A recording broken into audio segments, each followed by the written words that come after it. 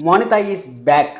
మోనిత అంటే తెలియని మనిషి అంటూ ఉండరు సీరియల్ చూసే వాళ్ళు. కార్తీక్ దీపం 1 అంత సక్సెస్ఫుల్ అవ్వడానికి కారణమైన మోనిత గారు మళ్ళీ కార్తీక్ దీపం 2లో నవ వసంతంలో అయితే రాబోతున్నారనేసి 99% అయితే ఇన్ఫర్మేషన్ అయితే ఉంది. వాళ్ళు షూటింగ్ స్పాట్ కూడా వచ్చారు అనేసి మనకైతే ఒక ఇన్స్టాగ్రామ్లో పోస్ట్ అయితే పెట్టారు కదా. మోనిత చాలా రోజుల తర్వాత మళ్ళీ మోనిత గారు రాబోతుంది అనేసి, చాలా సంవత్సరాల తర్వాత రాబోతుంది అనేసి ఎగ్జాక్ట్లీ నిజం కాబోతుంది. మోనిత గారు ఎలా వస్తారు ఏమనేది ఒక చిన్న విశ్లేషణ అయితే చేశాను. అలాగే చాందిని గారు సూపర్ అండి. మీరు అసలు మంచి, నాకైతే ఆలోచన లేకుండా మీరు ఆ ఆలోచన క్రియేట్ చేశారు. ఆ ఆలోచనతోనే నేను ఇంప్లిమెంట్ చేస్తాను. అలాగే నాకు వచ్చిన ఐడియా కూడా మీకైతే చెప్తాను. దానికన్నా ముందు ఎవరిని కొత్తగా వస్తారు మాత్రం సబ్స్క్రైబ్ చేసుకోండి, లైక్ చేయండి. మోనిత గారు వస్తే ఎలా ఉంటుంది సీరియల్ అనేది కూడా కామెంట్ చేయండి.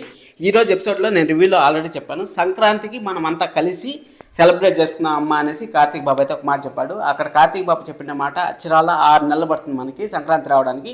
ఈరోజు జూన్ 11 అంటే మనకి సంక్రాంతికి జనవరి 11 రావడానికి దాదాపు 6 నెలల నుంచి 7 నెలల టైం అయితే ఉంది కదా.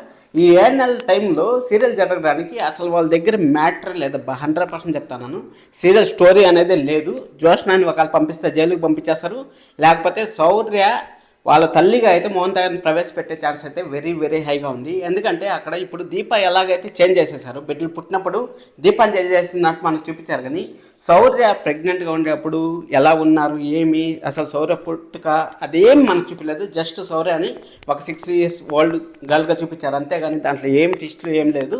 వాళ్ళు కావాలనుకుంటే ఎలాగైనా ట్విస్టులు పెట్టుకోవచ్చు. అబ్బా శౌర్య అక్కడ మార్చేసినట్టు, దీపా కూతురు మార్చేసినట్టు, అసలు మన నరసింహ ఉన్నాడు కదా వాళ్ళు ఏదైనా కుట్రపడినట్టు, ఆ విధంగా ఏదైనా జరగచ్చు. ఎందుకంటే అక్కడ పుట్టుక గురించి, శౌర్య పుట్టుక గురించి అయితే మనకి అయితే 1% కూడా ఇన్ఫర్మేషన్ లేదు. కాబట్టి ఇంకొక విషయము, భార్యాభర్తలు ఎక్కడికైనా సంతోషంగా ఉంటే సీరియల్ హిట్ అయిన చరిత్రలో లేదు.